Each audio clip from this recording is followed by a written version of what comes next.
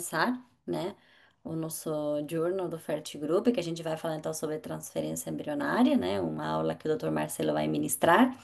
A gente tem então o Dr. Lucas para moderar esse journal. Então, primeiro eu queria agradecer tanto o Lucas quanto o Dr. Marcelo, quanto o Dr. Paulo por aceitar o convite para guiar esse Journal Club de transferência embrionária. Muito obrigada. E eu passo então a palavra para o Dr. Lucas, que vai guiar esse journal aí maravilhosamente. Obrigada, viu?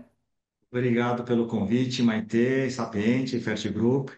Eu perguntei hoje de manhã como é que eu queria, o Paulo e o Marcelo queriam ser apresentados. Aí o Paulo falou, meu, pode me apresentar como seu amigo. Olha só que maravilha. Apresentando como seu amigo já é suficiente. Então, são meus amigos aqui, o Marcelo e o Paulo. O Marcelo, ele é mestre do, mas eu estudei aqui, né? Ele é mestre e doutor pela Unicamp e hoje sócio proprietário da clínica Fertili Vita. E o Paulo Galo é professor da faculdade da UERJ, e meu amigo e sócio do Vida e meu sócio agora do Fertigrupo. Então, eu vou primeiro passar a palavra para o Marcelo apresentar a aula, e depois o Paulo vai ser o debatedor, eu vou aqui mediar, mas Marcelo, está com você aí, então, o microfone e o controle da aula para que você ministre para a gente essa palestra aí, por favor. Deixa eu compartilhar minha tela, que é sempre um momento de tensão.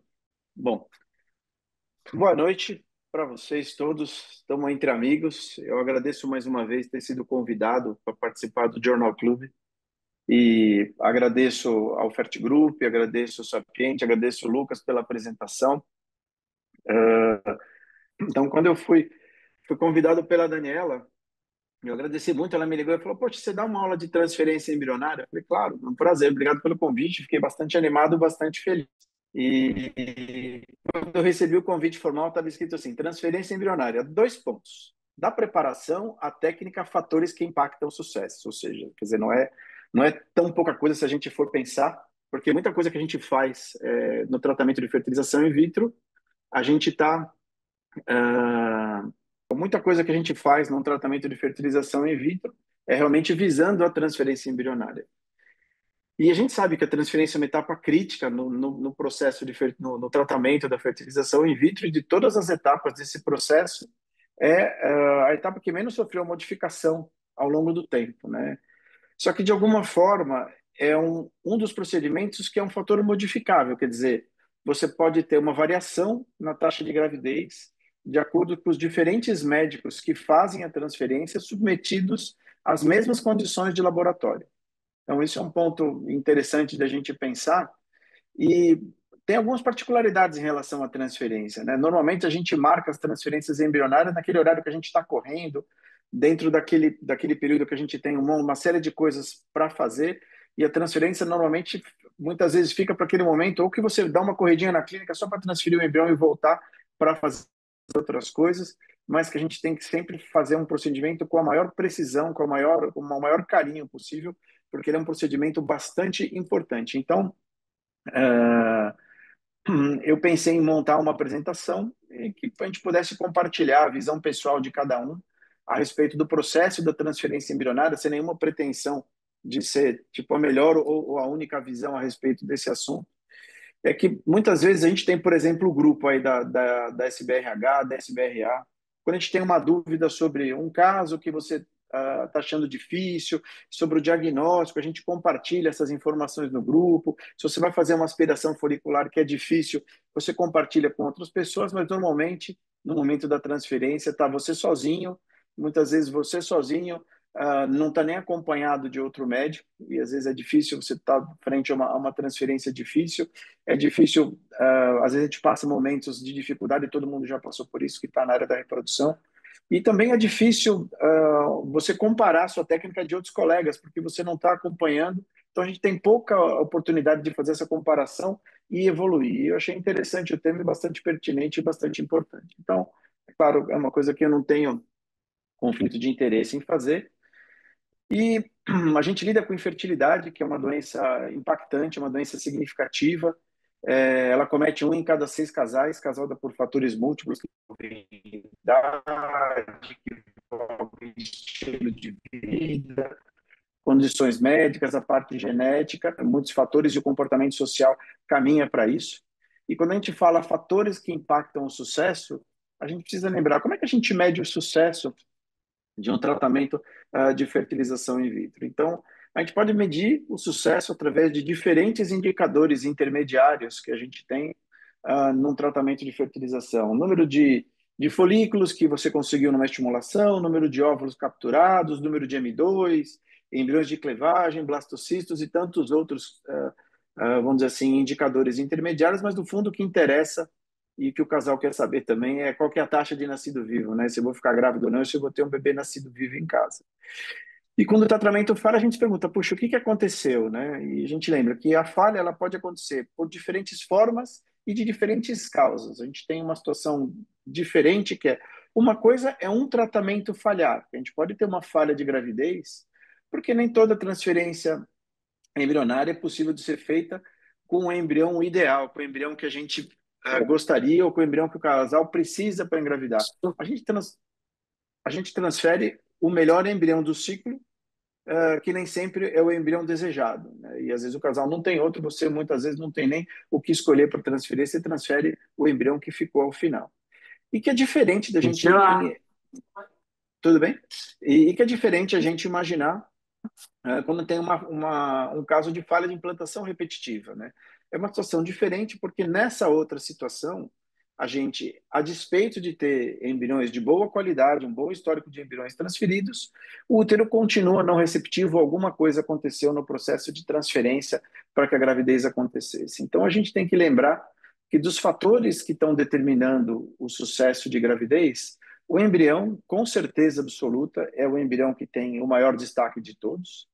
Então, e a gente precisa lembrar que nem todo embrião é igual, né? Embriões não testados, mesmo tendo boa morfologia, eles vão variar de acordo com a idade materna e vão ter uma implantação dependente da idade materna.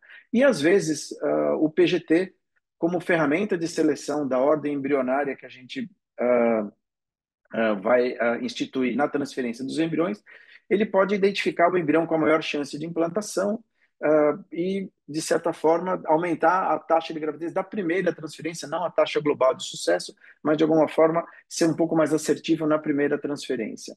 Então, nem sempre é necessário fazer teste genético, mas, enfim, são coisas que a gente, às vezes, precisa considerar dentro do histórico de tratamento.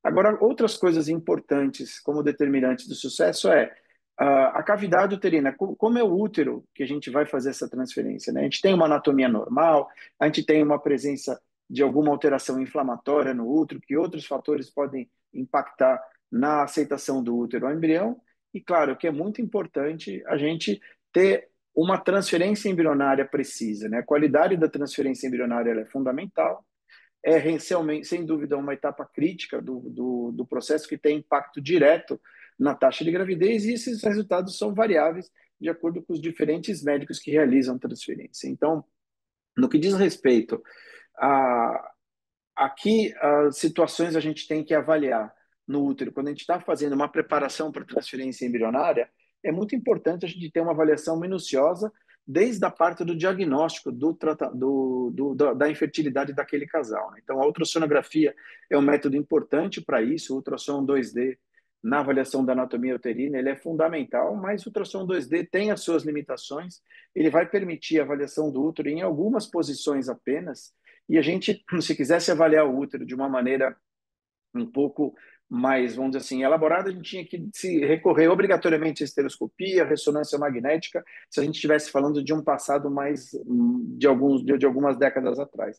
Mas agora a gente não tem mais essa necessidade, porque a gente tem a possibilidade de fazer ultrassonografia tridimensional, e a ultrassonografia tridimensional ela é fundamental no diagnóstico da normalidade anatômica do útero, ele é imprescindível, eu não vejo hoje como imaginável a gente fazer um tratamento de fertilização in vitro sem ter, no mínimo, uma imagem 3D dessa paciente, porque quando a gente faz a ultrassonografia 3D, a gente tem a possibilidade de enxergar o útero numa posição única, que é essa posição frontal, que é a posição coronal.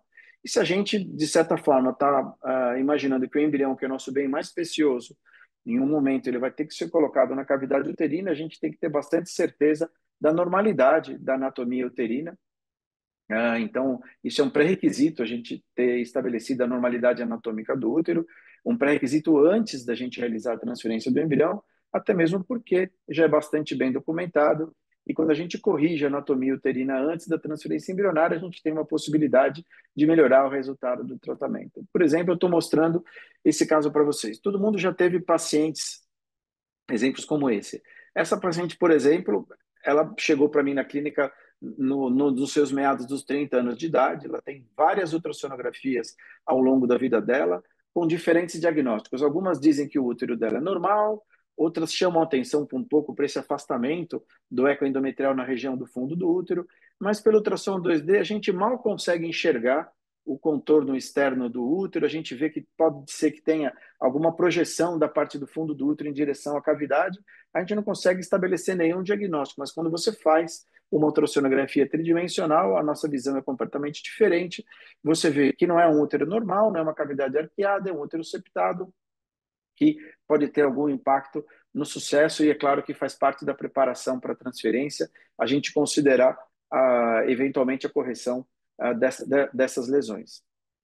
Inclusive, uh, todas as malformações millerianas são anomalias importantes da gente sempre atento. Ele é um conjunto complexo de defeitos que muitas vezes ocorrem como defeito único ou estão associados a outras malformações, especialmente malformações do trato urinário e, eventualmente, até outras malformações do corpo humano da mulher.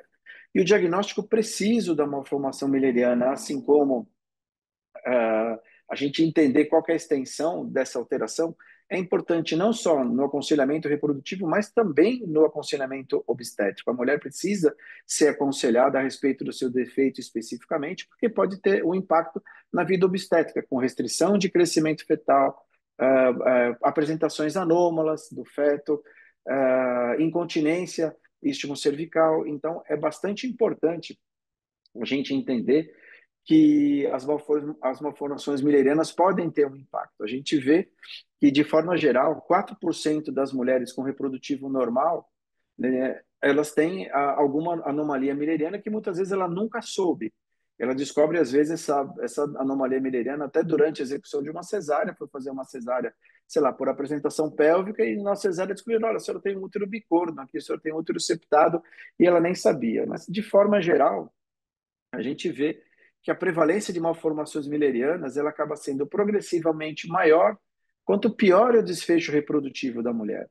Quer dizer, enquanto que na população normal a gente encontra ao redor de 4%, nas pacientes com infertilidade é ao redor de 8%, nas com aborto recorrente cerca de 14%, e nas mulheres com aborto recorrente e infertilidade, essas malformações chegam a aproximadamente 25%. Em linha geral, de regra geral, quanto maior a distorção anatômica em relação à cavidade uterina que tem um padrão normal, menores são as taxas de gravidez, progressivamente menores, e maiores são as taxas de abortamento. E os fatores pelo qual esses fenômenos acontecem, eles são múltiplos, né? A gente tem anormalidade na transformação das glândulas endometriais, tem anomalia no fluxo vascular e na distribuição vascular do útero que tem alguma malformação milleriana. A gente tem uma falta de irrigação sanguínea na região do septo uterino. Você tem uma distorção anatômica das fibras, você tem contrações uterinas anormais, você tem anomalia na contenção istmo-cervical. Então, por vários mecanismos, as anomalias millerianas podem impactar negativamente a função reprodutiva. E por isso é importante que a mulher portadora de malformações millerianas possa ser aconselhada, vamos dizer assim, sobre os riscos reprodutivos associados à sua malformação específica e entender que nem toda alteração ela não é corrigível. A gente tem malformações corrigíveis e a correção dessas malformações pode melhorar o prognóstico reprodutivo e se não melhora, não se melhorar o prognóstico reprodutivo, com certeza melhora o prognóstico obstétrico dessas pacientes. Muitas vezes a gente esquenta a cabeça quando está fazendo uma preparação para transferência embrionária. E olha, que nem esse exemplo, essa paciente está num ciclo de preparação endometrial e aqueles endométrios que nunca crescem. E muitas vezes a gente não tinha reparado, se você não fizer a ultrassonografia tridimensional, que essa paciente, por exemplo, é uma portadora de um útero unicórnio, e os úteros unicórnios e o útero dismórfico, como o útero em Y, o útero em T, eles vão ter cavidades menores e eventualmente não vão conseguir formar um endométrio tão bonito quanto a gente gostaria que ele fosse numa mulher com útero normal. E então a gente vai ter que muitas vezes nos contentar com pacientes com esse tipo de alteração que vão ter um endométrio abaixo do que a gente desejaria. Pólipos, eles prejudicam a infertilidade por diversos mecanismos. Eles são lesões, na maioria, benignas. A incidência de pólipos malignos são mais nas idades avançadas e numa frequência menor do que 0,5%. Eles podem prejudicar a implantação embrionária a despeito do número de pólipos que essa mulher tenha, dos pólipos de maior dimensão, mas a esteroscopia e a remoção dos pólipos estão associadas a melhoras das taxas de implantação, especialmente nas lesões múltiplas e nos pólipos maiores. Avaliar a cavidade uterina pelo 3D também ajuda a gente a verificar outras lesões, como no caso de sinéquias, né? Se a gente for ver esse exemplo dessa paciente, ela tinha só uma distorção pequena do endométrio aqui no meio da cavidade, e quando a gente faz o 3D, a gente vê algumas imagens, de certa forma, mostrando que alguma coisa no meio da cavidade está normal, como vocês podem ver aqui no corte transversal. E quando a gente vai fazer a esteroscopia, a gente parece que toma um susto para trás da paciente quando vê o tanto da cavidade uterina que está comprometida. Obviamente que se você faz um diagnóstico superficial disso e não percebe isso, a gente vai ter um prejuízo do resultado da transferência embrionária. As estimoceles também são defeitos anatômicos que a gente precisa prestar um pouco de atenção. É uma situação onde a gente tem ainda uma definição vaga, quer dizer, e essa prevalência variável de 24% a 70%, ela acontece porque essa definição vaga faz com que a gente defina mal essa doença, né? Hoje em dia a gente tem muita dificuldade em saber e ter certeza absoluta. E se você tiver só um defeito visível da anatomia do útero na região da cicatriz da cesárea e a paciente for absolutamente assintomática, se essa paciente merece o rótulo e o diagnóstico de estimocele, ou se a gente tem que classificar as pacientes como portadoras de estimocele, aquelas que realmente, além do defeito anatômico, apresentam sintomatologia relacionada àquele defeito anatômico. E a gente percebe que a tendência tem sido cada vez mais caminhar um pouco mais para entender as pacientes como portadoras de estimocele que mereçam ser diagnosticadas, aquelas que realmente têm uma estimocele sintomática. Esses defeitos anatômicos são facilmente visualizados pelo ultrassom bidimensional, pelo ultrassom tridimensional também, e de acordo com a espessura do miométrio residual, a gente pode propor correções cirúrgicas nos casos onde isso é pertinente. As pacientes que não têm desejo reprodutivo e têm uma boa espessura miometrial, elas podem ser submetidas a uma correção por histeroscopia, só com a estimoplastia desse segmento, mas eventualmente as pacientes que têm um defeito maior, elas vão precisar da ressecção completa desse defeito e a ressutura da lesão, de certa forma, tentando melhorar o prognóstico reprodutivo, né, dessa mulher, dessa paciente. Além das doenças anatômicas, a gente tem doenças inflamatórias que podem acometer a cavidade uterina. Mas será que a gente precisa pesquisar doenças inflamatórias em todos os pacientes? Na verdade, o consenso cada vez mais diz que não, né? Que é claro que muitas vezes daquela diferenciação que a gente começou no início da apresentação. Quando a gente tem uma falha de tratamento, onde o fator envolvido é o fator embrionário, essa falha tem que ser abordada de forma direta pelo fator embrionário, considerando uma nova estimulação, formar embriões com uma nova corte de óvulos, e se essa falha em conseguir bons embriões é repetitiva, tem casais que a gente vai ter que sentar e conversar na possibilidade de fazer fertilização in vitro com gametas de doador. A gente tem pacientes que têm um histórico pregresso de bons embriões transferidos, mas mesmo assim, a gestação, a gravidez ela não acontece. Então, talvez nesse grupo específico de pacientes com falha de implantação, a estereoscopia seja importante para que a gente possa, primeiro, rever o diagnóstico anatômico que foi feito num primeiro momento, se tem alguma falha nesse aspecto, mas se a gente tem algum acometimento por uma doença inflamatória, como no caso as doenças do grupo das endometrites crônicas, que são aquele estado inflamatório persistente do endométrio, que pode ser assintomáticos, podem ser vagos, e também tem uma prevalência incerta, porque a gente tem problemas no diagnóstico quanto aos critérios adotados para o diagnóstico da Histimocelli, a gente tem uma discordância dos critérios adotados, mas de certa forma a gente não tem tempo para se aprofundar muito nisso, mesmo com essa divergência e com essas dificuldades de diagnóstico, a gente vai utilizar a estereoscopia, a biópsia endometrial e o anátomo patológico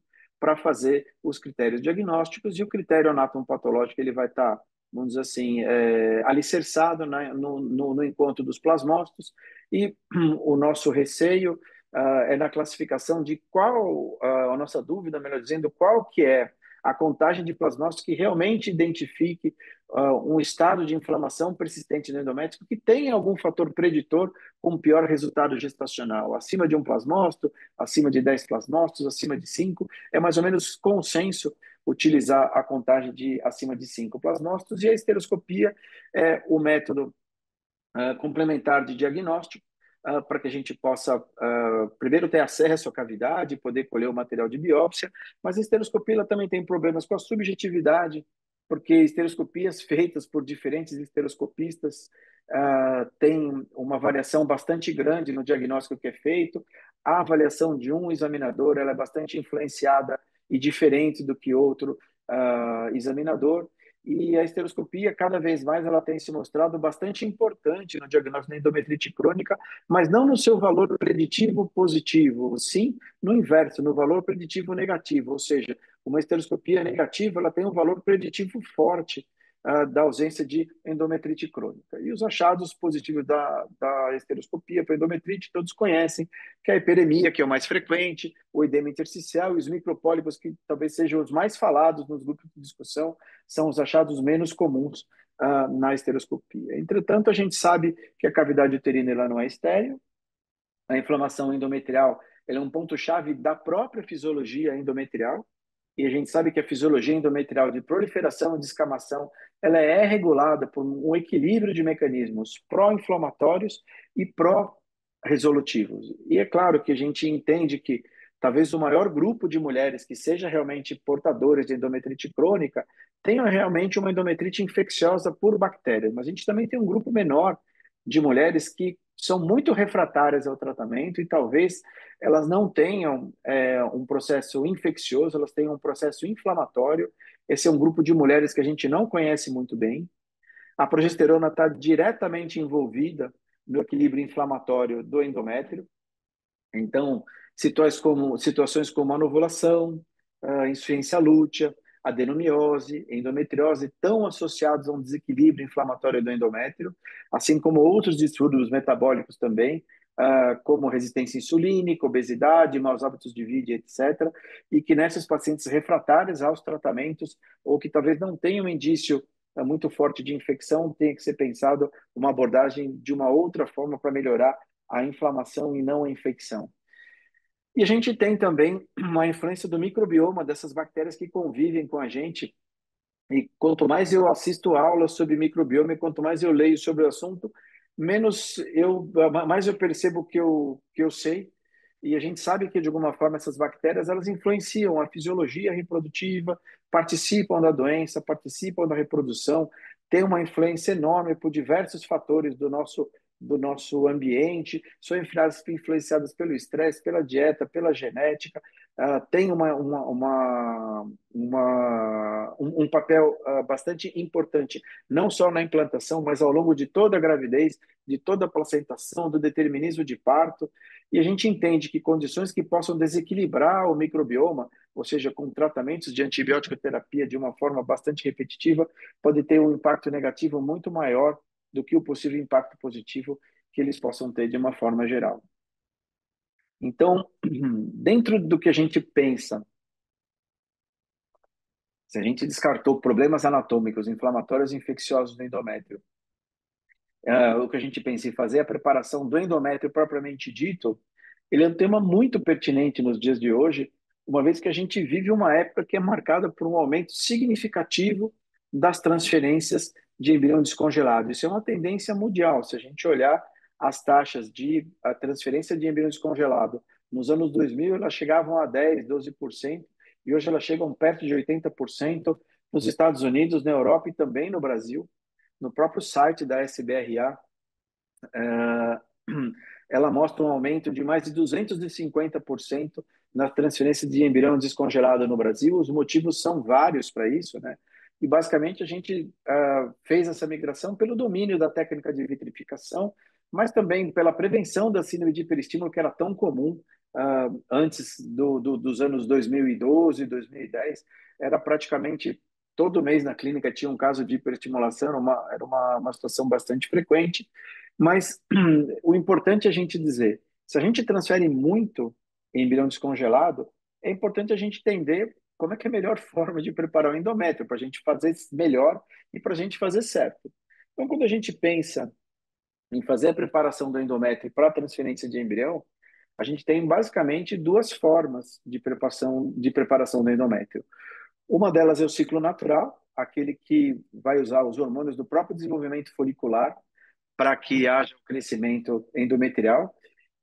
E o ciclo natural puro ele é mais factível de ser feito, mais em mulheres jovens e mulheres ovulatórias, mas além do ciclo natural verdadeiro, aquele que a gente vai usar uma ausência total de hormônios para poder fazer a preparação, não só os hormônios da preparação do endométrio, mas os hormônios da fase lútea, a gente pode, talvez, das mulheres anovulatórias, usar o ciclo natural modificado, naqueles que a gente usa ou medicações para o desenvolvimento folicular, como clomifeno, letrozol, a clomifeno talvez menos nos dias de hoje, pode vir do letrozol, mas gonadotropinas. Se a gente não usar alguma forma de estimulação ovariana para o crescimento endometrial, a gente pode usar alguma modificação, alguma medicação para o trigger, e que também é considerado ciclo modificado, e o suporte da fase lútea também é considerado um ciclo natural modificado, totalmente diferente do ciclo natural puro, onde a gente vai usar uma ausência total de qualquer uma medicação de suporte. E o exemplo de ciclo programado é aquele exemplo clássico, onde a gente, com bloqueio por análogo de GNRH ou não, a gente vai usar uma reposição completa por medicações exógenas, quer seja para produzir o desenvolvimento folicular, e a partir do momento que a gente atingir o objetivo que a gente tem do desenvolvimento folicular, a gente vai entrar com a progesterona para fazer a sincronização para transferência. Agora, basicamente, então, a diferença desses dois tipos de ciclo é que num a gente tem a presença do corpo lúteo e outro a gente tem uma ausência completa do corpo lúteo. E aí a gente começa a ter algumas preocupações em relação a isso, vamos conversar um pouquinho adiante. Mas antes disso, vamos falar do que é factível de ser feito na prática, porque o ciclo programado, ele é agendável, ele é escalável, é fácil da gente poder fazer uma programação do laboratório, de todas as atividades do laboratório na clínica. É muito mais fácil quando a clínica ela está mais focada no ciclo programado do que fazer o ciclo natural, onde você vai exigir um maior monitoramento que dificulta um pouco a vida do paciente com a vida corrida que o nosso paciente tem. Eu tenho certeza que o meu exemplo serve de exemplo para todo mundo. Então, praticamente a gente sente que o paciente quase que não tem tempo de fazer o tratamento propriamente dito. Ele está conversando com a gente, ou ele ou o parceiro está no celular, ele não tem tempo de fazer controle ultrassonográfico, quanto mais ficar colhendo exame de laboratório, enfim, fazer um ciclo natural puro vai depender de mais visitas, de mais exames e de a gente poder definir com precisão o pico de LH para que a gente possa aproveitar a elevação natural dos hormônios da ovulação e talvez o que seja mais prático da gente fazer uma coisa escalável seja na prática a gente usar o ciclo natural modificado por alguma forma dessas citadas anteriormente. Mas, de certa forma, a ausência do corpo lúteo preocupa a gente porque o corpo lúteo ele produz, além de progesterona, ele produz fatores vasoativos, como os VEGFs, o 1, o 2, ele tem produção de relaxina, tem produção de outros peptídeos também, que participam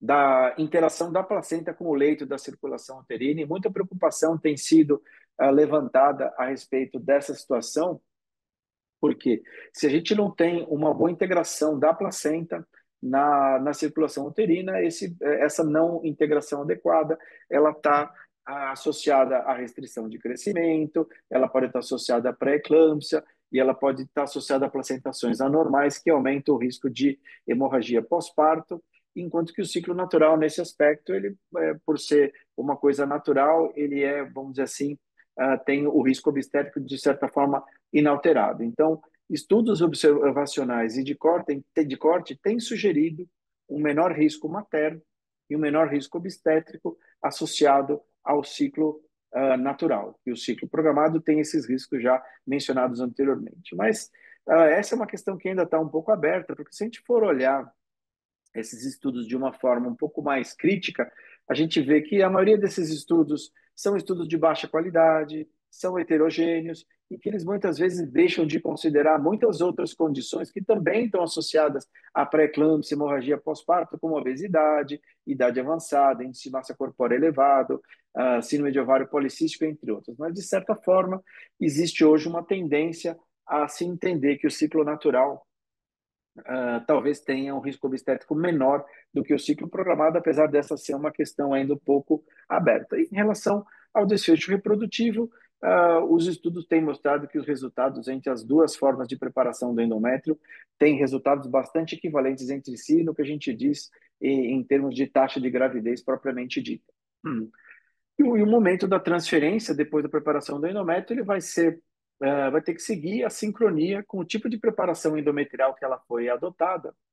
Então, as transferências a fresco, elas vão acontecer no terceiro, no quarto ou no quinto dia depois da coleta dos óvulos. As transferências por ciclos programados vão acontecer a partir de 120 horas, entre 120 e 144 horas do início da progesterona. Se a gente for usar um ciclo natural modificado com trigger pela HCG no dia mais 7 da data do HCG, e se a gente for usar o pico espontâneo do LH, vai ser no dia LH mais 6. Apesar de toda essa preocupação com a preparação, a gente tem uma realidade difícil da gente engolir e aceitar e que a gente gostaria, de certa forma, modificar. O que a gente quer modificar, na verdade, é que 35% dos embriões euploides eles continuam não implantando. E por que eles não implantam? Porque apesar de a gente tomar todos esses cuidados, talvez alguma coisa ainda falhe nesse sentido, né? Então, o ultrassom ele tem sido o método mais usado na avaliação da receptividade do endométrio de forma geral. E os marcadores do ultrassom para essa finalidade são a espessura, o padrão endometrial, o volume endometrial, alguns estudos, mas, enfim, não precisa ser uma medida tão elaborada como a do volume endometrial, alguns parâmetros do Doppler e a contratilidade miometrial, as contrações uterinas. A espessura do endométrio, sem dúvida, é o marcador de receptividade mais estudado. O limiar de espessura entre 7 e 8 milímetros é o que tem mais de referência na literatura sobre transferência de embrião a fresco, e esse limite foi automaticamente extrapolado para transferência de embrião descongelado. Algumas clínicas adotam pelo menos uma espessura endometrial maior do que 6 milímetros para que a transferência possa ser feita.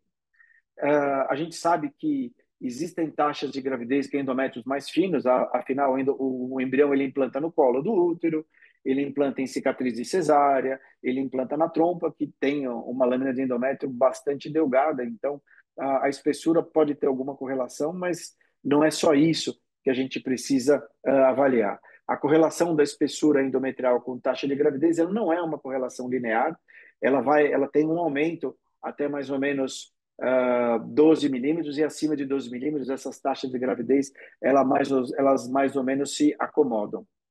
O volume do endométrio ele pode ser medido, mas ele não acaba não agregando vamos dizer assim, nenhuma informação, nenhum valor adicional a gente usar a espessura unicamente. Volumes de endométrio acima de 3 centímetros cúbicos têm sido associados à melhor taxa de gravidez. Os estudos que mostram os parâmetros do Doppler em relação as taxas de gravidez, medir o Doppler da artéria uterina, são estudos bastante antigos, mas que eles estão voltando a aparecer principalmente associando o dobro com o PLGF, que é aquele marcador da pré-eclâmpsia, e avaliando se as mulheres que têm uma impedância alta no momento da transferência embrionária são aquelas que realmente vão desenvolver doença hipertensiva específica da gravidez durante a evolução da sua gestação. E o último parâmetro que a gente poderia ver em relação ao ultrassom é a contratilidade miometrial, mas a gente não tem como fazer isso. A gente entende que é, vamos dizer assim, coerente pensar que esse peristaltismo miometrial possa ter algum impacto e ser desfavorável na implantação do embrião de alguma forma, mas a gente não consegue medir a intensidade de propagação dessas contrações, a direção de propagação, se ela é ascendente, se ela é descendente, muito menos a frequência. Então, apesar de todas essas associações que a gente tem, ainda a gente não consegue identificar um parâmetro do endométrio que mostre uma nuance suficiente que a gente possa sincronizar o melhor momento da transferência embrionária ou mesmo cancelar a sua realização. A gente tem gestações em endométrio de espessura menor do que 7 milímetros, né? E a gente tem que lembrar que a gente mede o endométrio no que seria o final da fase proliferativa, e que a partir daí, pela ação da progesterona, vai ter uma modulação da função do endométrio e que vai participar a progesterona e outros fatores e que vão abrir a janela de implantação, tornando esse endométrio receptivo e que, é claro que a espessura pode ter algum papel e ter alguma associação, mas a gente precisa, de alguma forma, estabelecer métodos que possam melhorar a possibilidade de estabelecer uma sincronia mais bem estabelecida do, uh, do momento da transferência embrionária. Esse é um dos estudos que mostra o impacto da transferência embrionária em relação às taxas de gravidez. A taxa de gravidez diminui conforme diminui a espessura a endometrial, mas ela não diminui muito de milímetro a milímetro. A gente vai ter uma diminuição mais acentuada abaixo de 5 milímetros de espessura endometrial.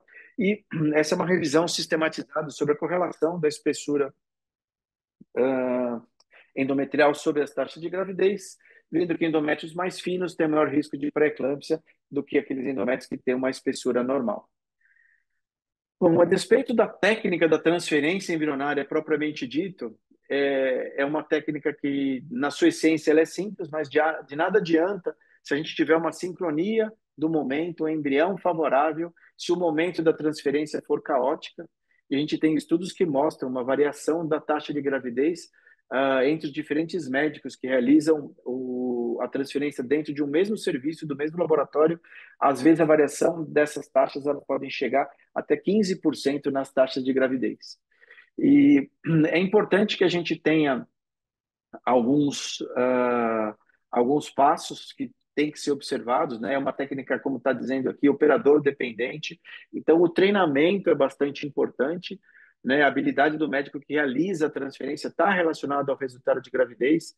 Eu não trabalho mais hoje com programas de treinamento de residentes ou de fellow, mas quando a gente vê os estudos americanos, eles mostram muito que os fellows dos programas americanos têm pouquíssima chance de fazer transferência de embrião, então não sei como é isso nos diferentes serviços, eu queria ouvir depois a opinião das pessoas que trabalham nesses programas de fellow, até que ponto os fellows que estão no primeiro ano realmente conseguem fazer transferência de embrião em pacientes reais, sem simulação e sem uso de simuladores. E eu acho que um passo muito importante na transferência é você ter uma padronização, né? Você sempre fazer a sua transferência daquele mesmo jeito. Então, você, sei lá, utilizar a mesma posição, o mesmo catéter de preferência, utilizar equipamento de ultrassom ou não, mas que você não faça variações da técnica, porque se você tem uma padronização, ela permite uma reprodutibilidade, uma, uma repetição, e isso favorece o melhor êxito da transferência na sua totalidade. Hoje a gente tem simuladores, a Ferrin já disponibilizou simuladores com diferentes graus de dificuldade e tem se mostrado eficiente no treinamento inicial, melhorando a habilidade dos médicos que estão começando a carreira na reprodução humana. E eu acho importante que talvez as primeiras transferências sejam realizadas sob a mentoria de uma pessoa mais experiente. Não é vergonha nenhuma, não é nenhum demérito você ter uma pessoa mais experiente nas suas primeiras transferências, até que você sinta confiante em realizar a sua transferência de embrião. E claro que naquele momento que você tem uma transferência que ela é absolutamente intransponível, a gente, claro, vai congelar os embriões e vai ter um replanejamento dessa transferência para um segundo momento. A Sociedade Americana de Reprodução, ela tem dois documentos oficiais sobre o tema de transferência embrionária. Acredito que esse documento já é conhecido de todos. Eles reforçam a importância da padronização dessas etapas e eles sugerem cerca de 12 passos básicos, né, na realização da transferência do embrião. Alguns desses passos são coisas simples, como identificação, apresentação das pessoas que estão na sala, a higiene das mãos, mas a gente vai se ater realmente ao que pode impactar o resultado mais diretamente. E o que é interessante nesses documentos é que ele mostra uma análise do que são intervenções benéficas ou intervenções sem efeito. Então, basicamente, a gente tem dois tipos de transferência embrionária, que seria a transferência direta, e essa transferência pode ser precedida de um trial transfer, que eles chamam, que é um teste da transferência.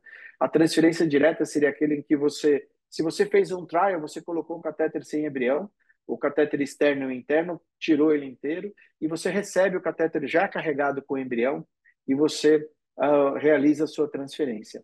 E tem um outro tipo de transferência que é chamado de afterload, onde você passa o catéter de transferência até você transpor o orifício interno do colo do útero, remove o catéter da parte interna, o inner, a gente tira o catéter interno e aguarda o embriologista carregar o catéter, trazer o catéter carregado com os embriões enquanto você mantém a camisa externa posicionada e depois você procede à transferência. Eu faço 100% das transferências por essa técnica afterload, mas enfim, isso é uma questão de preferência e daquela metodologia que você se sente mais confiável em fazer.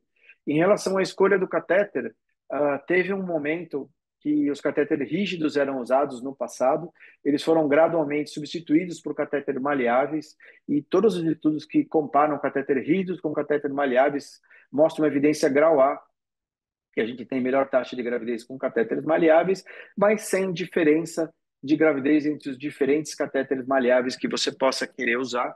Então, você tem que usar aquele catéter que você tem mais habilidade, que você conhece melhor os truquezinhos dele ali para você poder utilizar no seu dia a dia.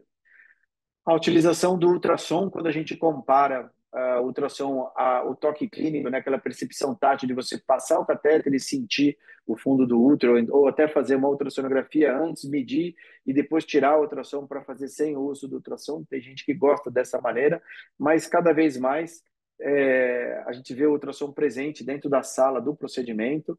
A gente vai ter que ter uma repressão vesical suficiente para você ver a imagem da onde vai ser realizada a transferência, e a transferência guiada por ultrassom, ela tem evidência grau A de que a gente tem melhores taxas de gravidez, né? O tempo de carga e de liberação do embrião tem-se que quanto maior é o tempo de carga, isso pode ter algum prejuízo no resultado. Então, quanto mais curto for o tempo em que o embrião é carregado no catéter e que ele definitivamente ele é colocado dentro da cavidade uterina, isso é favorável. Existem estudos, são estudos de baixa qualidade, né, e que dão uma evidência grau C a respeito dessa informação, mas que tempos acima de 2 minutos entre a carga e a transferência propriamente dita podem ter uma diminuição da taxa de gravidez. E é claro que a gente vai evitar estímulos no fundo do útero, tentar, na hora que você faz aquele ultrassom previamente à transferência, você observar se o útero está desviado para a lateral ou não, você vai avaliar qual é a curvatura entre o corpo e o colo do útero, para que você possa moldar o catéter de uma forma que você vai fazer uma transferência da maneira mais atraumática possível, né? A remoção do muco cervical também é uma prática, tem gente que faz a remoção do muco, tem gente que não faz, mas os estudos, de certa forma, mostram uma evidência grau B, tem uma evidência suficiente para realizar a remoção do muco ou com seringa, por aspiração com seringa, ou por usar uma gás embebida com soro fisiológico antes. Isso é uma coisa da preferência de cada um, mas, de certa forma, remover o muco parece uma coisa interessante. Outra coisa é a posição do catéter externo. Quando a gente for colocar o catéter externo, evitar que ele chegue na parte alta da cavidade uterina. Quanto mais alto você coloca o catéter no primeiro momento, assim, você pode gerar algum estímulo de contração, e a ideia é que a gente gere o menor número de estímulo nesse momento. O local da deposição do embrião, ele acaba sendo importante também. Tem bastante estudos a esse respeito. Tem 2 ensaios clínicos bastante grandes sobre isso, e 7 estudos de corte mostrando que a deposição do embrião numa distância menor do que, ou seja, maior do que 10 milímetros do fundo do útero. Você colocar muito perto do fundo do útero não é bom. Quanto mais para baixo, entre 10 a 15 milímetros, alguns estudos falam até 20 milímetros, seria a profundidade ideal de você liberar o embrião dentro da cavidade uterina. Em relação ao tempo de remoção do catéter após a transferência, o repouso do paciente, tem bastante dado conflitante a respeito disso. As evidências são evidências grau C. O que é importante, talvez, nesse momento, é você ser delicado na remoção do catéter e você evitar fazer movimentos que possam causar, de alguma forma, alguma aspiração do embrião de volta para o catéter, para que ele fique retido dentro do catéter, né? E é muito importante, é claro, a verificação da retenção dos embriões, né? Então, na hora que a gente, não sei, que retira os embriões, o embriologista possa conferir. E caso o embrião tenha ficado retido, todos os estudos mostram que a retransferência do embrião retido não compromete as taxas de gravidez, e a evidência dessa situação é bastante boa. A gente tem que, inclusive, se você, por exemplo, transferiu 2 embriões, um ficou na cavidade uterina, o outro foi retido, você pode transferir esse segundo embrião sem prejuízo nenhum para a taxa de gravidez. Esses são uma revisão que a Cochrane fez a respeito do uso da ultrassonografia comparado com o toque clínico, mostrando uma melhora de 20 a 50% na taxa de gravidez quando a gente compara a ultrassom guiando sem ter esse estímulo na cavidade uterina. E o que eu acho importante do dia a dia, sabe? São detalhes que fazem a diferença. Isso eu acho importante. Em primeiro lugar, quando você vai fazer uma transferência de embrião, você ajustar a sua imagem, ela é fundamental. Então, você tem que fazer uma boa magnificação da imagem do útero. O útero tem que ocupar pelo menos 50% da tela ou mais, para que você possa, inclusive, ver a projeção, ou melhor, a progressão do catéter de uma forma lenta e gradual. Ah, você ajuste o foco da imagem para que você possa ter. São detalhes que eu vejo que a maioria das pessoas que estão mexendo no ultrassom não fazem. Fazem um ajuste simples e não tomam cuidado com isso, né? Ajustar para que a imagem não tenha brilho demais e não te ofusque, para que você tenha uma boa qualidade de imagem e você possa ter bastante segurança de como você está executando, de como você está fazendo a sua transferência. Então, fazer a moldagem do catéter para que ele possa ter essa migração ao longo do trajeto pelo colo do útero através da cavidade uterina, e liberar o embrião dentro da profundidade certa. A verificação das bolhas do embrião pode ser feita pelo ultrassom convencional ou pelo 3D. Aqui a gente vê a extremidade da camisa externa do catéter, o local onde foi a transferência do embrião e a dispersão de uma outra bolha de ar, que às vezes é frequente. Você transfere de uma posição, mas você vê que uma bolinha de ar ela migra um pouquinho para cima. E algumas vezes, de forma paradoxal, a gente tem dificuldade de fazer a transferência por via abdominal, e eu tenho tentado, nesses casos muito mais difíceis, fazer a transferência via transvaginal e tenho me surpreendido. É uma técnica que eu ainda não faço ela de rotina. A via de transferência via abdominal, eu acho que é a principal via a ser feita, mas caso de obesidade extrema, às vezes a gente tem pacientes que têm uma retroversão uterina acentuada e muitas vezes associada à endometriose, que fica aqui no compartimento posterior. Às vezes o fundo do útero ele é grudado naquela porção final do reto, e por mais que você encha a bexiga, você não consegue corrigir essa curvatura. Então, às vezes, parece que quanto mais você enche a bexiga, pior fica a imagem. E às vezes, quando você esvazia a bexiga, você tem uma possibilidade melhor de enxergar o momento da transferência. Aqui a gente tem até. Deixa eu voltar aqui até que fazer questão de prestigiar o estudo do Raul Nakano, que foi publicado na nossa JBRA, mostrando a experiência deles por transferência por via transvaginal. Obviamente, a nossa imagem é muito melhor no acesso à visualização da posição do catéter.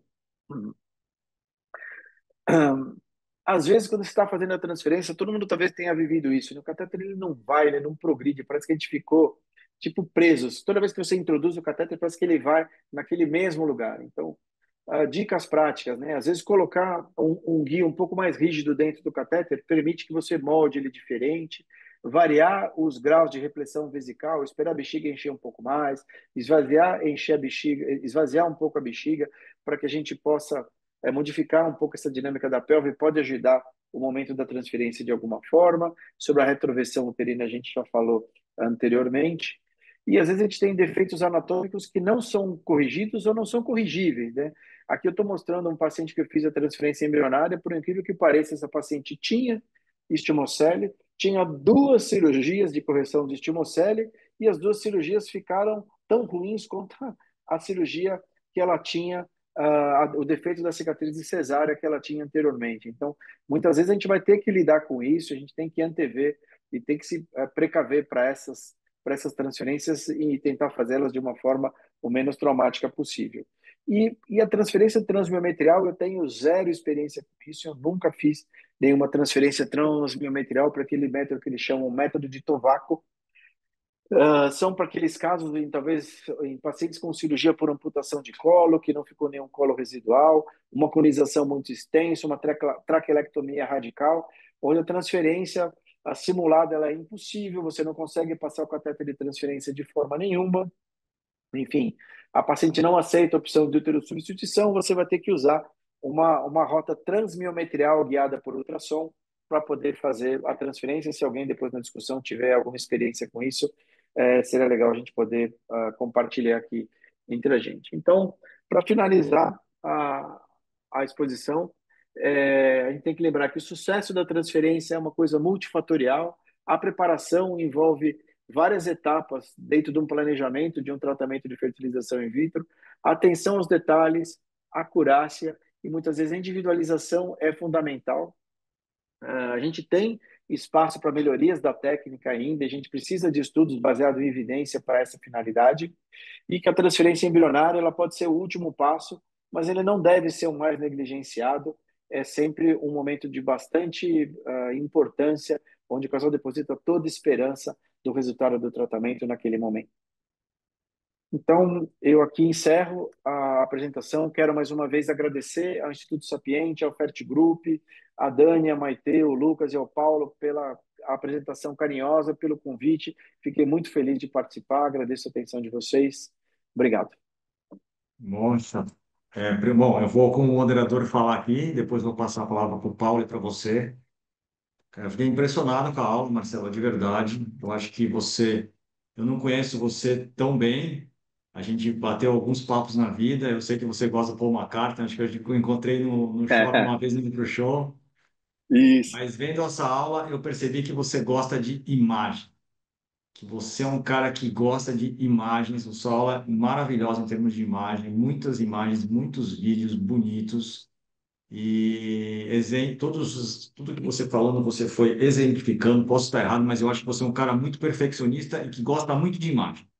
E eu vou começar já perguntando sobre isso para você e para o Paulo, em relação ao ultrassom 3D, né? Eu não tenho muito costume de fazer ultrassom 3D. Quando você me mostrou o ultrassom 2D, eu já falei, isso é um septo do útero. Eu só vendo o seu ultrassom 2D ali. E no 3D realmente fica mais fácil. Eu queria saber, primeiro, do Paulo, qual a experiência dele com o 3D. Queria saber se você recomenda para todo mundo, mesmo, Marcelo. E queria saber sobre a esteroscopia que você falou.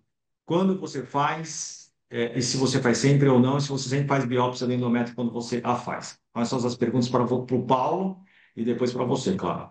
Paulo, você aí.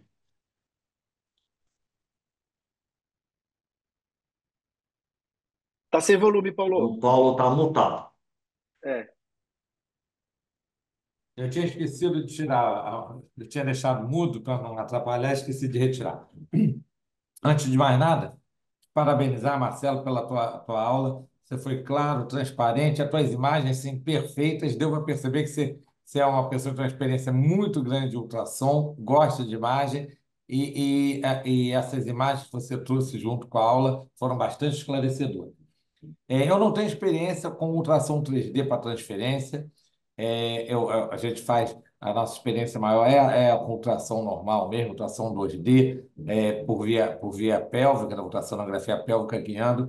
Eu acho que é fundamental realmente o ultrassom. Eu acho que nos deixa muito mais seguro, dá mais tranquilidade à paciente, nos dá mais segurança do local da transferência. Os próprios guidelines mostram que o melhor local é entre 10 e 20 milímetros do fundo do útero, e sem a ultrassom simultânea, mesmo que você faça uma ultrassom prévia, fica muito difícil você tomar cuidado com esse posicionamento. É, Queria só chamar a atenção uma coisa que você falou que foi muito interessante, Marcelo, que é posicionar bem o paciente e a bexiga. A bexiga pouco cheia, a bexiga vazia atrapalha, mas a bexiga cheia demais também atrapalha. Também A bexiga atrapalha. cheia demais deixa a paciente com dor, com desconforto, se mexendo e mais. Algumas vezes, a bexiga cheia ela pode levar uma pressão ali no istmo que dificulta a passagem do catéter. Eu vi que o Márcio Kolovski que está aí, eu não sei se ele lembra, na época, há uns 20 anos atrás ou mais, quando eu comecei a trabalhar com reprodução, eu era médico externo da antiga Huntington Rio, que hoje é Primórdia, faz parte do FERT Group. Eu tive uma transferência que o catéter não passava pelo orifício interno de maneira nenhuma. Eu tentei, o Márcio Kozlov tentou, o Isaac tentou, todo mundo tentou e não passava.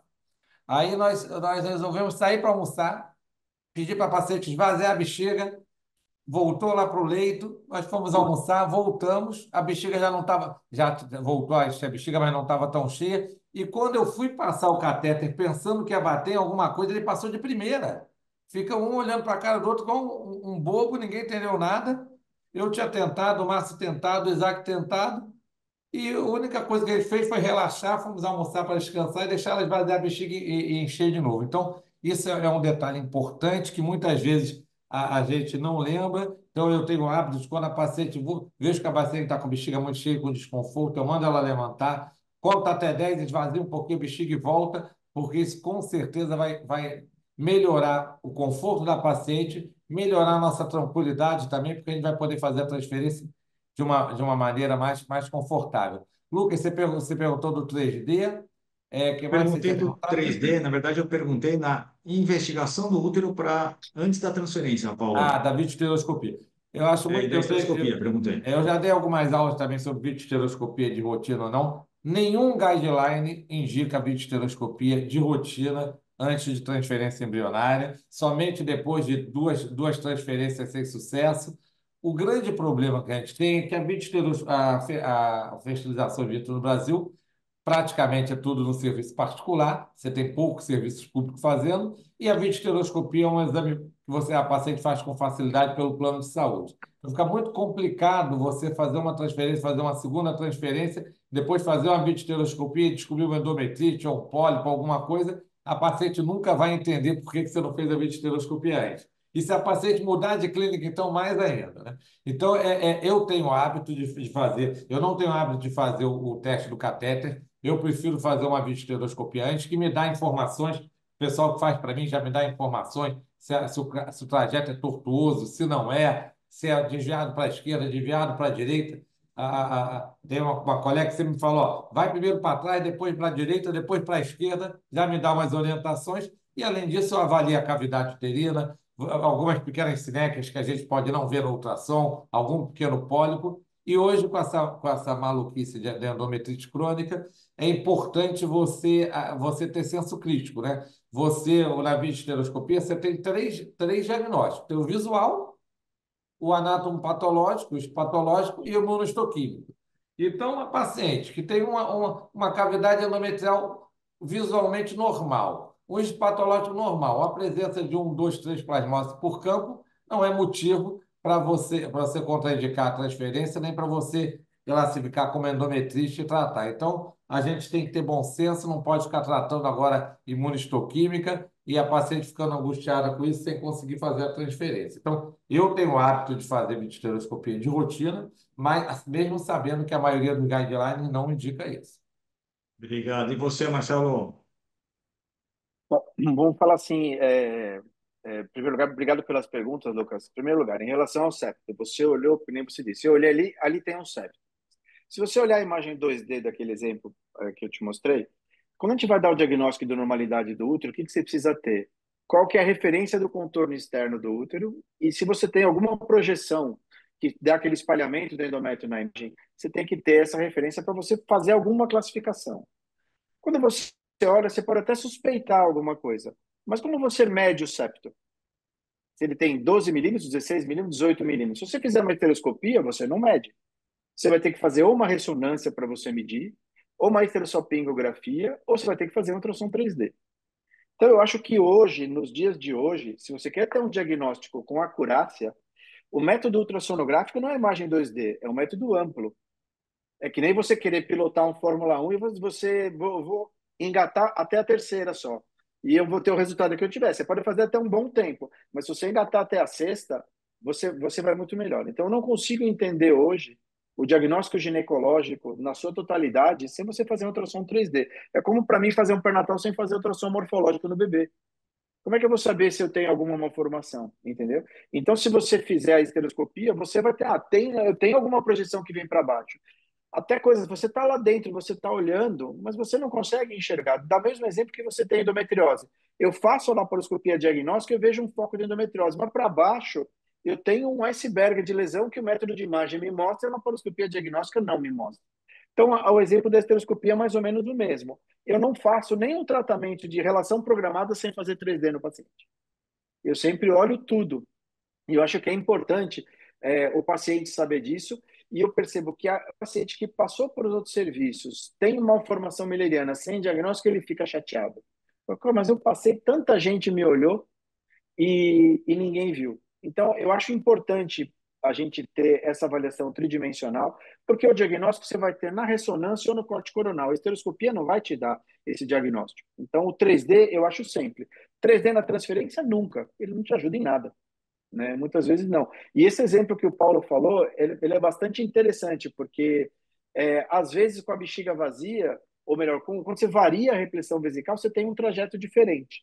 E o que eu estou aprendendo em fazer transferência de bexiga vazia pelo via transvaginal é que quando você tem o útero antivertido, você coloca o transdutor no fundo do saco anterior. Você empurra um pouco o corpo do útero, você corrige a curva. Se é no fundo do saco posterior, você empurra um pouco a curvatura, você corrige a curvatura.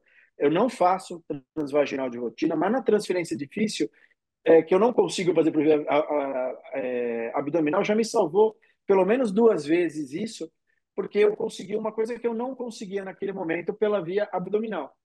Importante o que o Paulo disse, a paciente está nervosa, ela está desconfortável no momento da transferência, a bexiga cheia demais, ela é horrível, ela fica empurrando o espéculo para fora, é terrível você fazer a transferência dessa forma. Eu não faço esteroscopia sempre, por quê? Esteroscopia diagnóstica pode ter reflexo vagal, ela pode ter infecção, ela pode ter falso trajeto. Então, me preocupa um pouco eu fazer um método onde todo método de imagem me indica que aquela cavidade uterina é normal. Porque eu vou submeter a paciente a esse desconforto, né? Por mais que seja o plano de saúde que paga, alguém paga essa conta. Se a gente for ver, o tratamento da fertilização in vitro já é bastante caro. Encarecer ele com outro custo, mesmo que seja o convênio que pague, a gente está, de alguma forma, gerando um custo que não tem absolutamente nenhum sentido. Se a clínica, vamos dizer assim, um outro exemplo, se a clínica recebesse todo um pacote de dinheiro para administrar esse dinheiro, para fazer todo o diagnóstico do paciente, eu tenho certeza que a gente faria ultrassom 3D e não faria estereoscopia, como um diagnóstico menos invasivo, querendo dizer, entendeu? Se eu tenho dúvida na ultrassonografia, eu faço uma esterosonografia. É só pegar um catéter e injetar. O soro fisiológico é um contraste maravilhoso para você enxergar a cavidade uterina, e o Lucas acertou. Eu sou capricorniano, sou metódico, sou chato e gosto demais. Então, eu acho, Boa. eu prefiro fazer de não fazer. A esteroscopia, ela tem como todo teste diagnóstico, ele vai variar a sua acurácia de acordo com a população que você está aplicando ao teste. Então, se eu pegar um teste diagnóstico e aplicar numa população em que a probabilidade de diagnóstico é baixa, eu vou ter todos os diagnósticos positivos vão ser muito mais falso positivos do que verdadeiros positivos. E se eu aplicar o mesmo teste diagnóstico numa população em que a probabilidade de diagnóstico é maior, Os diagnósticos positivos vão ser verdadeiramente positivos, pelo menos na sua maioria. Então, eu pegar mulheres que nunca transferiram o embrião, que nunca fizeram uma FIV, que tem ultrassom normal, que não tem nenhum indício de anormalidade, qualquer anormalidade que eu veja no endométrio, qualquer hiperemia, qualquer biópsia que me dê alguma coisa, provavelmente é um falso positivo. Mas se eu tenho aquela que falhou, transferiu bons embriões, pô, já transferi 2, 3 vezes embrião, pode ele não implanta. Ela é jovem, não precisei fazer PGT, transferi várias vezes embrião de ótima morfologia, a transferência foi um sossego e ela não engravida. Eu acho que nessa paciente, se você encontrar alguma coisa, o mesmo teste vai dar uma performance diferente. Então, eu não faço estereoscopia em quase ninguém.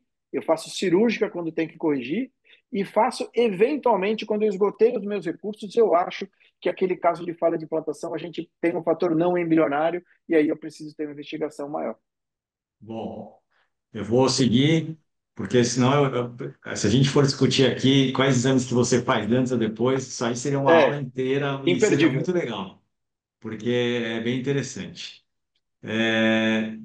Agora eu vou falar um pouco sobre a questão do preparo do útero. Eu queria entender do Paulo e do Marcelo, quem são vocês? Então, quantos por cento que vocês fazem hoje de transferência a fresco versus congelado?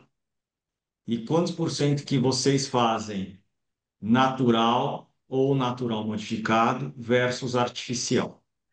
Eu queria saber isso e do Paulo, porque o Marcelo acho que já deixou bem claro dos motivos na aula, mas queria saber do Paulo por que você faz mais artificial ou mais natural. Enfim, é isso. Então, vamos lá.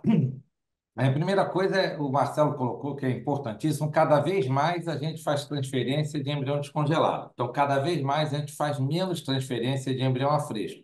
Hoje eu reservo a transferência de embrião a fresco aquelas pacientes mais respondedoras, relativamente jovens, que não vão fazer biópsia de embrião, não tem indicação de biópsia de embrião, que a gente tem uma tranquilidade, já não, porque se eu for usar eu for usar a progesterona, por exemplo, para o bloqueio hipofisário, não dá para fazer a transferência fresca. Então, tem que ser uma paciente que eu estou tranquilo. Muitas vezes o paciente já fez ciclo antes, que eu sei que não tem risco de hiperresposta, e ela quer transferir a fresco, é uma vontade dela, a gente faz, usa o análogo antagonista do GNRH e faz a transferência fresca. Isso hoje, na prática, é menos que 20, menos que 10% das nossas pacientes. Cada vez mais, principalmente depois do final do século passado, com os resultados que a vitrificação nos trouxe, de resultados de gravidez com embrião vitrificado, cada vez mais a gente tende a congelar. Paciente que tem, a gente sabe que mesmo o paciente não tenha risco de peristímulo, aquelas pacientes com mais de 10, 12 folículos, que tem um estradiol acima de 2.500, 3.000, tem uma tendência a ter uma taxa de implantação menor a fresco do que congelado. Foi até aquela discussão do friozol, quer dizer, paciente com 10, até 10 a 12 folículos tem a mesma taxa de gravidez congelado e fresco, e pacientes com mais folículos, uma tendência pelo estradiol aumentado, de ter uma mudança na datação do endométrio, aquele endométrio acelerar um pouco mais e com isso ter taxas menores. Então, com o risco de peristímulo, aquelas pacientes que têm um aumento de progesterona prematuro, o endométrio que não está adequado durante a estimulação, os embriões excedentes, quando a paciente não é má respondedora, geralmente tem embrião excedente, as pacientes que têm indicação ou desejam fazer biópsia, o PGTA, diagnóstico pré-implantacional, tudo isso fez com que a gente cada vez mais tenha transferência de embrião descongelado. E aí entra naquela discussão de ciclo natural e ciclo artificial. Em relação aos resultados de taxa de gravidez, até 2019, a maioria dos estudos, a Cochrane teve 2 estudos, o Antártica Trial de 2016, a revisão da Cochrane teve 2008, depois 2017, mostravam resultados muito semelhantes. De 2019 para cá, como o Marcelo colocou, mesmo os estudos sendo estudos de qualidade duvidosa por causa da heterogeneidade, já começaram a mostrar resultados melhores com ciclo natural do que com ciclo artificial, mas principalmente os resultados obstétricos pela presença do corpo útero realmente parecem ser melhores nas pacientes com ciclo artificial, com ciclo natural. Eu, particularmente, atualmente, toda paciente que é ovulatória ou é anovulatória, mas não está na menopausa, eu faço com ciclo natural. E eu dou preferência para fazer o ciclo natural modificado. O que é o modificado? Eu usando o trigger do HCG. Porque o trigger com HCG te permite uma segurança maior de quando a progesterona começa a agir. E aí eu faço o seguinte, eu faço o trigger do HCG e o dia que eu começo a progesterona é variável, porque o que eu quero é o corpo lúteo. Eu não preciso esperar ovular para começar a progesterona micronizada.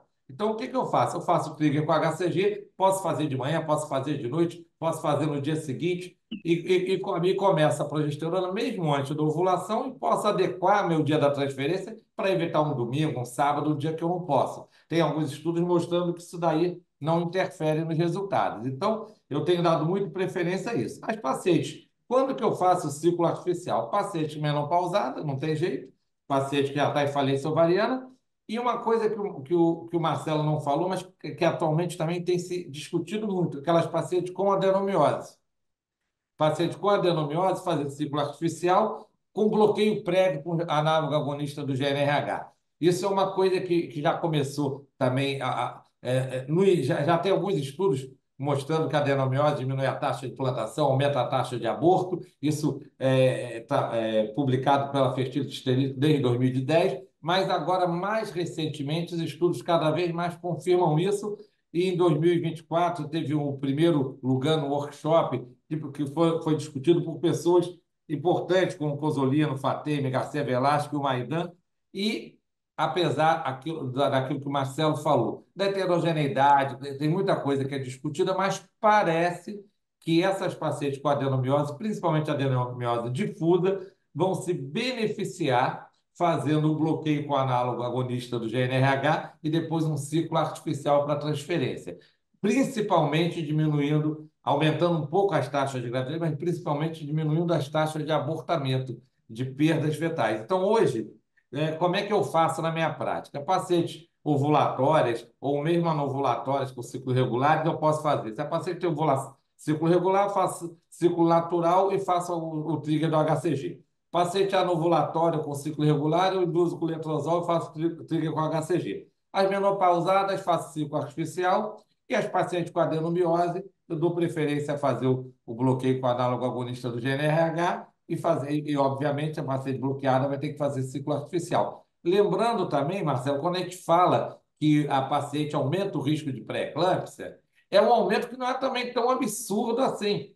Quando fala que aumenta 30%, se aumentar, em vez de 1 para 100, passa 1,3 para 100. Então, não é também nenhum aumento tão absurdo que impeça. Isso é importante que as pacientes agora que precisam de ciclo artificial ficam assustadas, com medo de fazer ciclo artificial. Então, não tem nada, não é um aumento do ponto de vista de valores absolutos tão grande que impeça. Então, eu prefiro sempre que possível fazer o ciclo natural, fazendo o trigger com HCG, e nas pacientes que, por alguma razão, não possam fazer o ciclo artificial. Lembrando uma outra indicação também de bloqueio com análogo agonista do GNRH, além da paciente com adenomiose, são aquelas pacientes que ovulam precocemente, aquelas pacientes na perimenopausa, que com folículo que vem para ovulação com folículo de 14, volta 1, 2 dias depois já ovulou. Então, o paciente já tentou 1, 2 transferências com ciclo natural, ela ovula precocemente, ou tem um pico prematuro de LH, começando a produzir progesterona e atrapalhando o endométrio, seriam também candidatas a fazer um bloqueio. Aí pode ser um bloqueio mais curto, com análogo agonista do GNRH, de um ciclo só, e fazer a transferência com ciclo artificial. Muito legal. Aí agora o Paulo deu uma aula aí, hein, Marcelo? Foi. Mas é isso. Todas as colocações do Paulo são perfeitas. Eu sou um médico do ciclo natural, eu sou naturalmente modificado. Porque você fazer o ciclo natural puro é chato, né, cara? É difícil.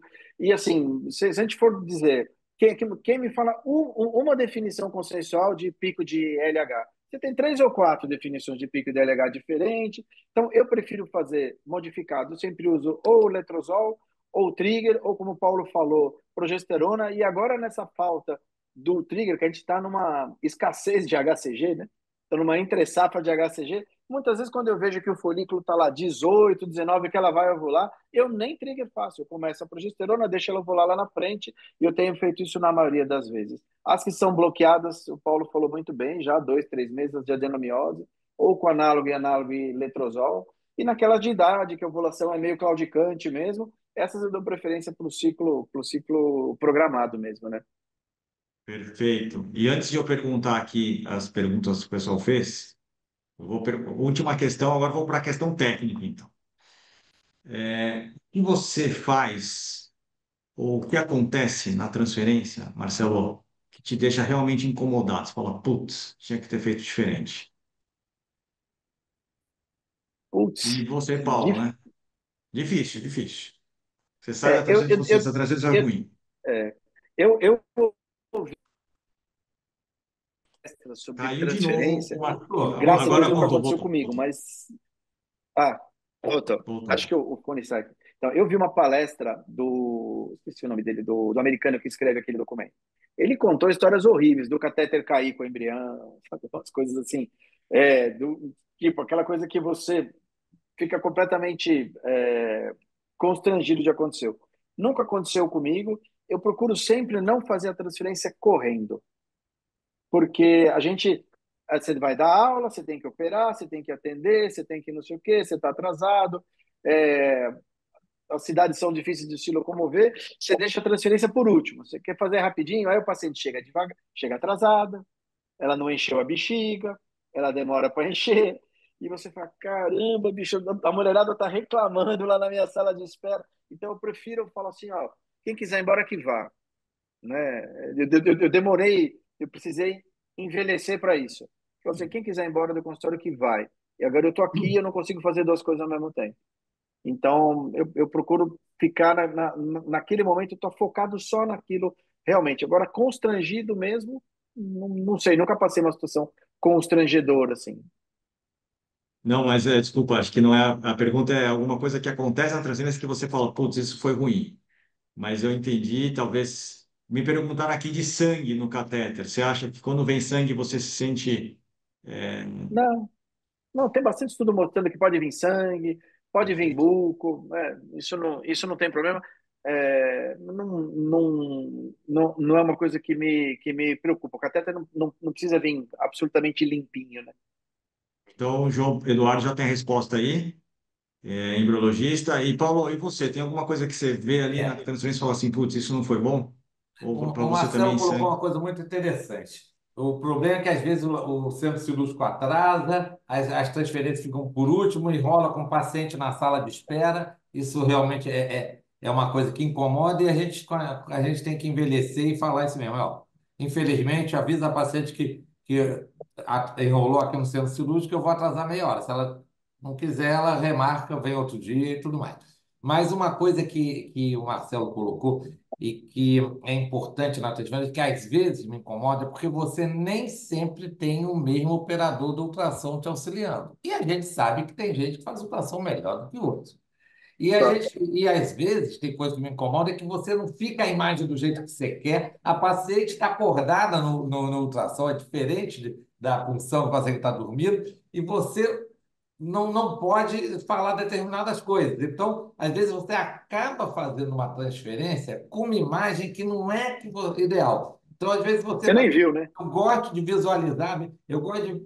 Chegou ponta com ponta, visualizar o cara. Aí, às vezes, você fala, ó, mexe um pouquinho o transdutor, porque dependendo, tem outro que é mais rodado, então você consegue ver bem o canal, mas não vê na cavidade. Aí, se o auxiliar não tiver essa experiência, você, na hora que o catéter sai do guia e entra na cavidade, você perde o catéter. Aí eu paro, aí mexe um pouquinho aqui o teu transdutor, puxa um pouco mais para a direita, um pouco para a esquerda, tenta acompanhar minha ponta do catéter. Então, isso é uma coisa que me incomoda, mas que, veja, não tem jeito. Nem sempre você faz a transferência com o auxiliar, o assistente, que tenha maior experiência para te dar aquela imagem melhor. Quando a imagem é nítida, você fica tranquilo, você vê, você mostra. Eu gosto de mostrar lá, saindo aquela chuvinha lá para o paciente ver a saída do líquido do meio de cultivo com o embriãozinho. E o que vocês falaram também de embrião ficar retido é muito interessante. Eu tive um caso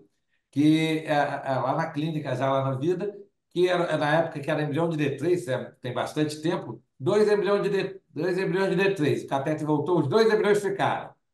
Aí você vai e faz a transferência de novo. Volta o cateter, um embrião foi, outro ficou.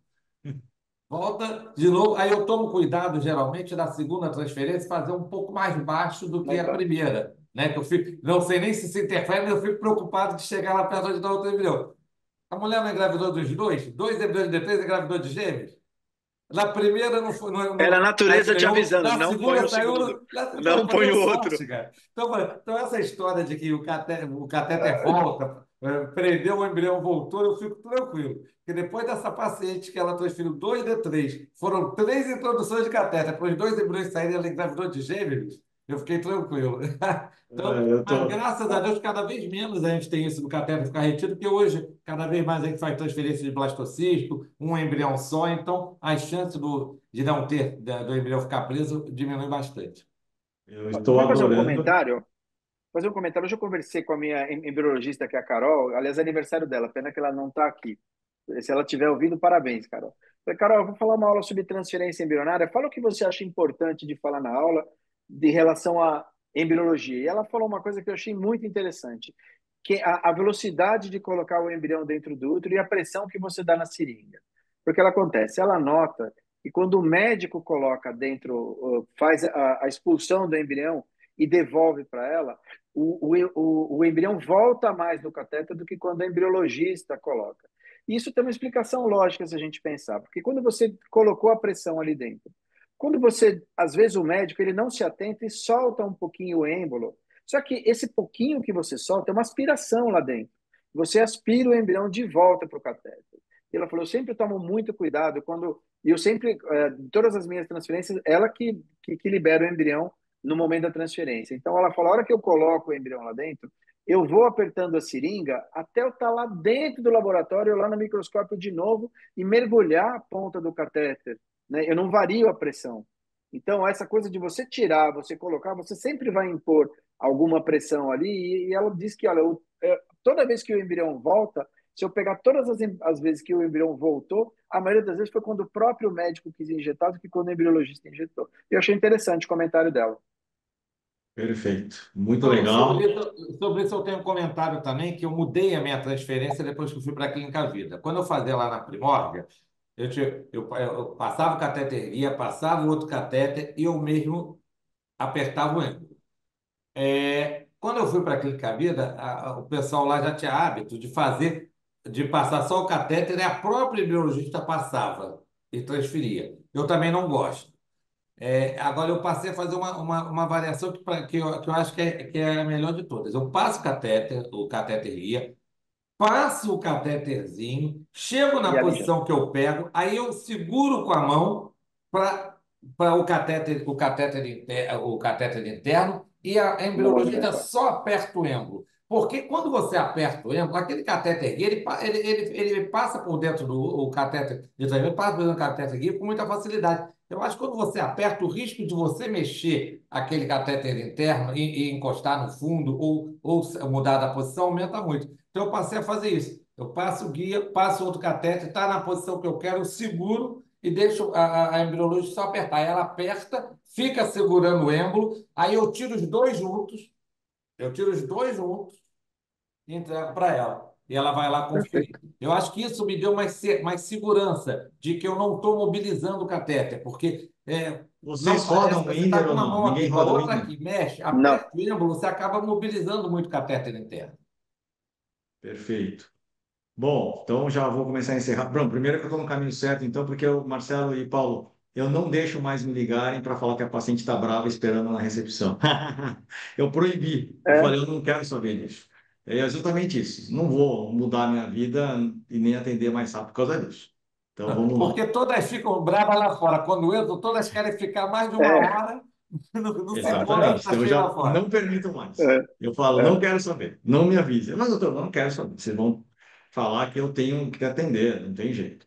Bom, vou fazer as perguntas aqui do pessoal. A Vitória Bianca perguntou para o Marcelo: você pode tirar uma dor sobre o útero invertido? Ele pode trazer uma gravidez de risco? Talvez seja retrovertida a questão, Marcelo. Retrovertido. Vamos lá. Não, não, Vitória. O útero retrovertido é só uma variação anatômica, ele não é uma anormalidade.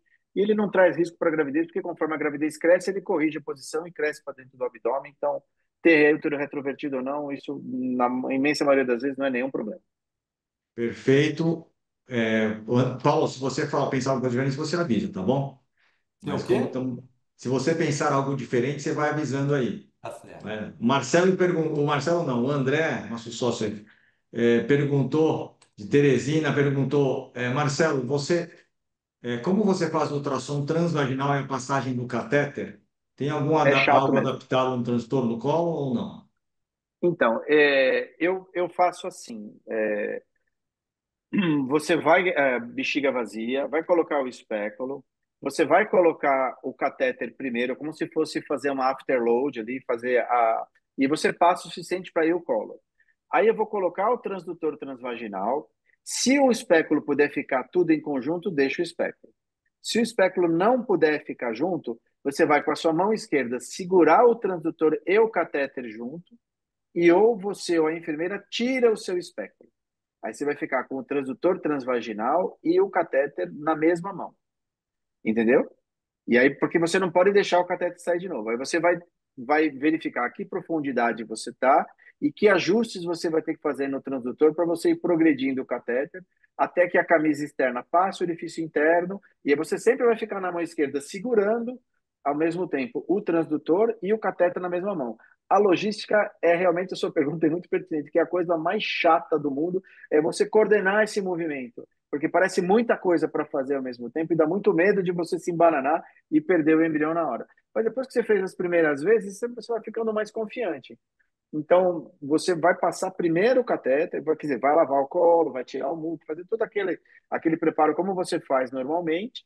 Aí você vai passar o catéter primeiro, vai colocar o transdutor, se for antivertido no fundo do saco anterior, se for retrovertido no posterior, vai segurar tudo junto e aí você remove o espéculo ou não, se você tiver condição de ficar com tudo ali, eu procuro mexer o menos possível. E aí você vai, né, fazer aquela negociação aí entre o catéter e o colo para você poder fazer o avanço. Eu perguntei porque você pode comprimir, né, o catéter com o transdutor, não pode acontecer isso? Então, eu acho que a compressão você não vai fazer exatamente aonde está o catéter, porque o catéter vai estar aqui, o transdutor vai estar um pouco acima. No fundo, eu percebo que a pressão do transdutor te ajuda a corrigir a curva do útero. Então, você põe ele no fundo do saco anterior, você deita um pouco o útero e o ângulo fica um pouco menor. Se você Hum, se ele é retrovertido, você põe ele no posterior e você empurra o corpo do útero para cima, a curvatura fica um pouco menor. Ele realmente não comprime nem quando você tira o espéculo. Mesmo que você tire tudo, você percebe que o catéter flui normalmente, você só vai bascular o transdutor ou para cima ou para baixo, né, depende da posição do útero, mas sem comprometer. Beleza. Obrigado. É, Você é André, demais, é, Marcelo. Valeu. Imagina, eu cara. tive duas oportunidades também que eu fiz transvaginal, não nem lembro as indicações, e também eu fiz igual você. Passo o espéculo, passo o catéter guia, Com o Wallace passo o mesmo, transdutor. o Nas catéter duas vezes eu normal. preferi tirar o espéculo, porque o espéculo Espéculo. atrapalha. O espéculo, porque, além de ser desconfortável para o paciente, ele atrapalha para você mexer no transdutor, porque fica aquilo duro ali atrapalhando. Então, as duas vezes eu preferi retirar o espéculo e também não tive dificuldade nenhuma de passar depois o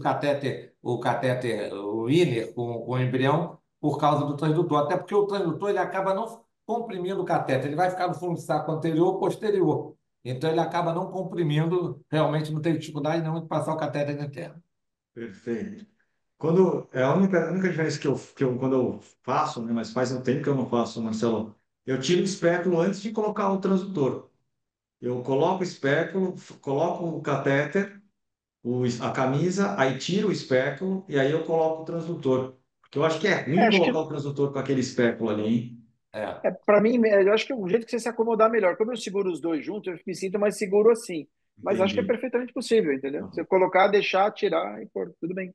E André, se você a gente usa muito, eu vou falar que a gente usa muito o Sidney, então é um catéter externo que é difícil de comprimir, né? Então acho que é tranquilo. Vamos seguir aqui nas agora, perguntas. fiz só duas vezes, mas a imagem você vê Fica bem É bonito. a sensacional. É, transferência, né? É uma é imagem outra linda. imagem. Não tem É outra erro. imagem. Ali você sabe exatamente onde está deixando. É bonito. Não sei por que que a gente não muda algumas coisas, né? talvez seja, é muito mais, é fácil, viu? Não é difícil, é interessante. Vamos lá. O Fábio fez uma pergunta interessante aqui, ó. Qual o suporte adicional de fase lútea no ciclo natural modificado, Marcelo e Paulo? Bom, eu não mudo muito o meu suporte de fase luta por ser ciclo natural ou artificial, tá? A minha tendência hoje é sempre usar uma dose alta de progesterona, até porque nas pacientes com adenomiose tem estudos mostrando que doses altas ó, tem melhor resultado. E nas pacientes que na véspera da transferência a progesterona está abaixo de 10, eu associo do Faston. Agora está sendo tem uns estudos aí discutindo uma formação, mas que são muito contestados também. Eu prefiro usar a social do Fastor do que a progesterona injetável, que é muito cara, com resultados muito bons. Só que quando você usa a dihidrogesterona, você não consegue medir no sangue, né? Perfeito. Marcelo? Também faço igualzinho o Paulo, eu não faço nada diferente, eu faço o mesmo suporte, e se eu preciso acrescentar alguma coisa adicional, normalmente eu acabo indo para o Dufaston ou eventualmente para a progesterona oleosa, enfim, em algum caso excepcional, porque a subcutânea é um absurdo, né? O preço Muito dela caro. aqui no Brasil é um negócio impraticável, não dá. Vai chegar pela Besan agora, né? A Besan, porque a Ibsa que produz, a Besan que está usando, que está comercializando os produtos da Ibsa no Brasil, deve chegar esse ano. Então, fase final de autorização. Estão na discussão de preço. Legal, Perfeito. E lembrando que no ciclo natural, realmente, a gente dosa a progesterona no dia da transferência. É muito difícil estar menor do que 10. É muito difícil. Sempre está bem alto. muito. Bom, e o André complementou aqui que pode fazer, sim, o ciclo natural modificado em pacientes bloqueados com análogo, induzindo ovulação com gonadotropina, associando também o letrozol para não ter aumento de estradiol. Então, André, Claro. vocês têm alguma experiência com isso? Eu já fiz em pacientes com adenomiose importante em um quadro de DHEG gravíssima na gestação anterior. Eu fiz isso. Eu fiz um bloqueio com agonista Eu já e fiz, mas depois eu induzi eu ovulação. não costumo fazer de rotina porque o custo aumenta muito, fica É muito difícil caro, também. né?